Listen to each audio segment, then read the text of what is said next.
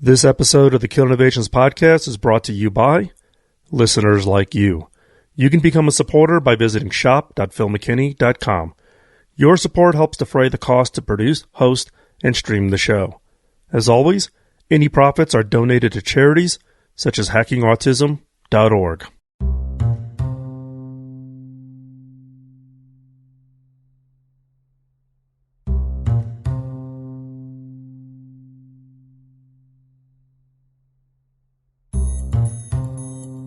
I'm Phil McKinney, and this is the Kill Innovations Podcast, a show about ideas, creativity, and innovation.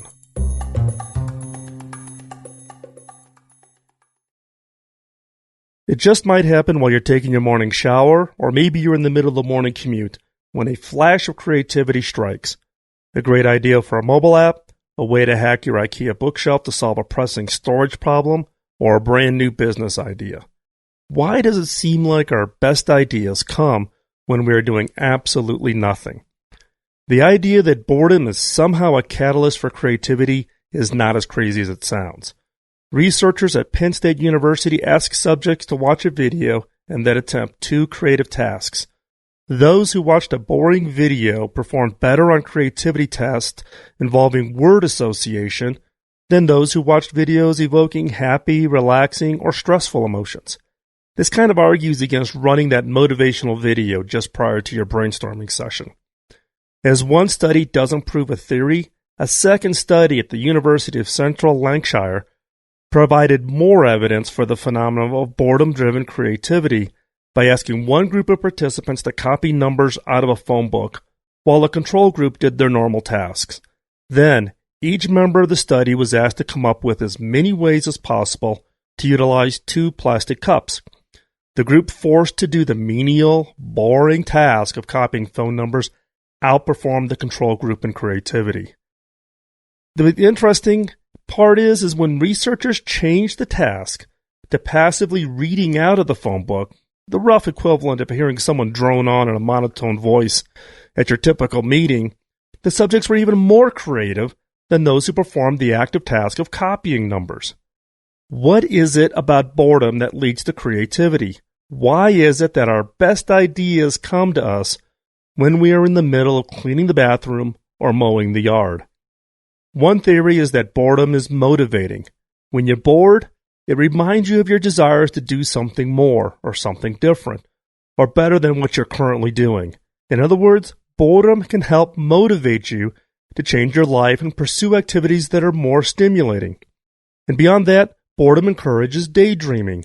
When you let your mind wander, it can lead to interesting connections between seemingly disparate ideas or novel solutions to problems that you wouldn't have thought of if you weren't constantly engaged in activities that held your full attention. The connection between boredom and creativity is borne out in the real world. In 1905, a then unknown Albert Einstein wrote his 4 groundbreaking papers on the theory of relativity, the photoelectric effect, the mass equivalence relation, now known as the famous E=mc², and the Brownian motion of particles.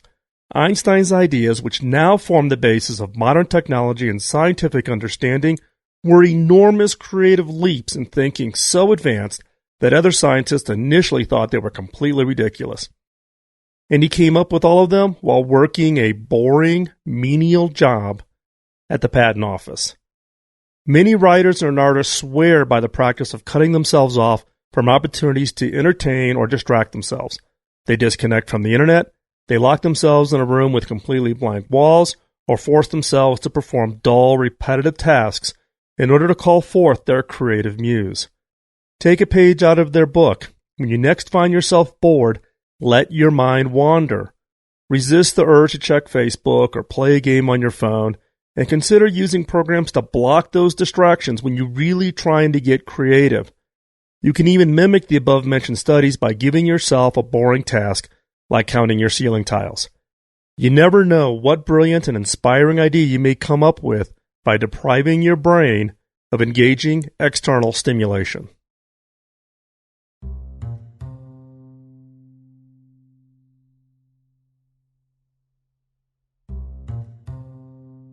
If you're a supporter of the podcast, thank you.